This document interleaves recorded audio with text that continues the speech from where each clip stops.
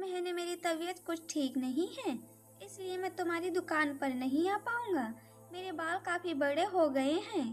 कल सुबह ही मेरे घर आ जाओ और मेरा हुलिया ठीक ठाक बना दो। सेठ जी अपने नाई से फोन पर कह रहे थे। सेठ जी नाम से ही सेठ नहीं थे, बल्कि उनके पास इतनी धन संपत्ति थी कि उनकी आने वाली एक दो पीढ़ियां बिना कमाए ही जीवन बिता सकती थी। पास के ही मार्केट में उनके नाई हेमू की बाल कटिंग की दुकान थी। अगली सुबह हेमू दुकान खोलने से पहले ही सेठ जी के घर पहुंच गया। उसने दरवाजा खटखटाया तो अंदर से आवाज आई, सेठ जी घर पर नहीं हैं। आज सुबह जल्दी ही किसी काम से बाहर चले गए हैं। हेमू ने कहा, कोई बात नहीं, मैं कल आ जाऊंगा।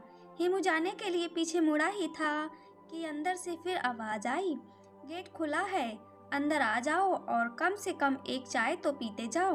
हेमू अंदर चला गया।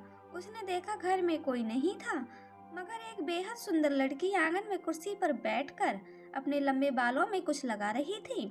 लड़की ने कहा, तुम यही कुर्सी पर बैठ जाओ, मैं तुम्हारे लिए चाय बना कर लाती हूँ।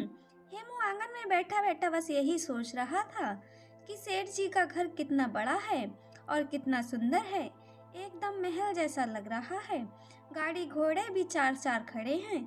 इसी बीच वह लड़की चाय बना कर ले आई और कहने लगी, तुम्हारे सेठ जी बहुत भुलक्कड़ इंसान हैं। आज मेरी और उनकी शादी की दूसरी सालगिरह है, मगर फिर भी सेठ जी आज के दिन भी बिजनेस कर रहे हैं। हेमू बोला, तो क्या आप शादीशुदा हैं? मैं तो आपको सेठ जी की बेटी समझ रहा था। आप इतनी सुंदर और जवान हो और सेठ जी की उम्र ढलने लगी है।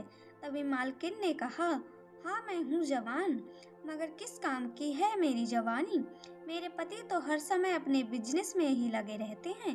भगवान का दिया सब कुछ है मेरे पास, मगर कमी है तो बस प्यार की।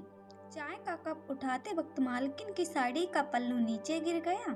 मालकिन के सुंदर और गठीले उबार हेमू के शरीर से टच हो गए। हेमू के शरीर में अचानक करंट सा लग गया। गहरी निगाह से हेमू मालकिन की जवानी को देख रहा था। अचानक ही सेठ जी का ख्याल आते ही हेमू सहम सा गया और बोला, मालकिन जी मैं जा रहा हूँ, कल सुबह आ जाऊंगा। मालकिन बोली, थोड़ी देर और रुक जाओ, मैं नहाने जा रही हूँ, तब तक यहीं बैठे रहो, मेरे आते ही चले जाना। नाई डरते डरते थोड़ी देर और रुक गया। घर में मालकिन अकेली है, मेरा यहाँ रुकना ठीक नहीं है। कहीं सेठ जी को पता चल गया तो मेरा क्या होगा। बस यही सब सोच रहा था हेमू। तब तक मालकिन ने आवाज दे दी, सुनो जरा अंदर तो आओ, मेरा तौलिया बाहर ही छूट गया है। इतना सुनते ही हेमू का शरीर डर से कांपने लगा, मगर उसे ये डर भी सता रहा था, मैंने मालकिन की बात नहीं मानी तो कहीं मालकिन सेठ जी से शिकायत ना कर दे। हिम्मत जुटाकर हेमू तौलिया लेकर बाथरूम के पास पहुंचा ही था कि मालकिन अधूरे भींगे हुए कपड़े में ही बाहर आ गई। मालकिन के भींगे बदन को देखकर हेमू के होश उड़ गए, मगर उसने शर्म के मारे अपनी दोनों आंखें बंद कर लीं। मालकिन ने कहा, अरे क्या हुआ, तुम जो शर्मा रहे हो, शर्माना तो मुझे चाहिए। डरो मत, कुछ नहीं होगा, मेरे रहते सेठ जी भी तुम्हें कुछ नहीं कहेंगे। इतना सुनते ही नाई का डर कम होने लगा। मालकिन ने नाई का हाथ पकड़ा और सीधे अंदर वाले कमरे में ले गई और अंदर जाकर कहने लगी, मेरी ये जवानी आज तुम्हारे लिए है। मालकिन की बात सुनकर हेमू के शरीर में बिजली सी दौड़ने लगी। कमरे में जाते ही हेमू डर को भूल गया। एक पल सोचने लगा, ऐसा मौका बार बार नहीं मिलता। उसने मालकिन के सुंदर गठीले बदन को अपनी बाहों में समेट लिया। टकराती सांसों के बीच दोनों एक दूसरे पर टूट पड़े। घंटों एक दूसरे से लिपटे रहे, जैसे बरसों के प्यासे आज मिले हों। नाई ने आज मालकिन को नई दुनिया में पहुंचा दिया था, क्योंकि इस तरह की गबरू जवान से मालकिन कभी नहीं मिली थी। उधर हेमू का रोम रोम भी आज तृप्त हो गया था, क्योंकि इतना सुंदर गठीला बदन उसे पहली बार मिला था। दोनों के दोनों अब थक चुके थे। उधर दोपहर के 12 बजने वाले थे। हेमू अपनी दुकान पर चला गया, मगर मालकिन के मन में वही सीन चल रहा था। उस दिन के बाद जब भी मालकिन का मन होता, हेमू को बुला लेती और अपनी हवस की प्यास बुझा लेती।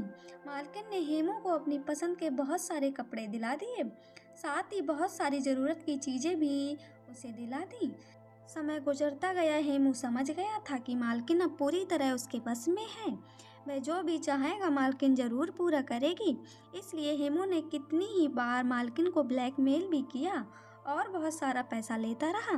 मालकिन की संपत्ति में तो कोई कमी नहीं आई, मगर हेमू ने अपनी हैसियत के हिसाब से ठीक ठाक संपत्ति इकट्ठी कर ली थी। उसमें इतनी समझ तो थी कि जो चोरी मैं आज कर रहा हूँ एक दिन पकड़ी जरूर जाएगी। इसलिए उसने मालकिन से धीरे धीरे पीछा छुड़ाना शुरू कर दिया, क्योंकि उसका मन मालकिन से भर चुका था। ऊपर से उसे सेठ जी का डर भी था। एक दिन मालकिन ने हेमू को फ़ोन किया ताकि शाम को उससे मुलाकात हो सके, मगर हेमू का फ़ोन बंद था। बाद में भी कई बार ट्राई किया पर फ़ोन नहीं खुला। रात भर मालकिन सो नहीं पाई। सुबह होते ही हेमू की दुकान पर पहुंच गई। दुकान भी बंद पाकर बहुत निराशा हुई। पास ही खड़े एक आदमी बोला, मैडम जी आप शायद हेमू को खोज रही हो, मगर हेमू आपको नहीं मिल पाएगा क्योंकि उसने अपनी दुकान मुझे बेच दी है और कल शाम ही ट्रेन से हेमू अपने गांव चला गया। इतना सुनते ही मालकिन चुपचाप घर लौट आई। उसके मन में सिर्फ एक बात चल रही थी, नाई भी साला धोखेबाज निकला।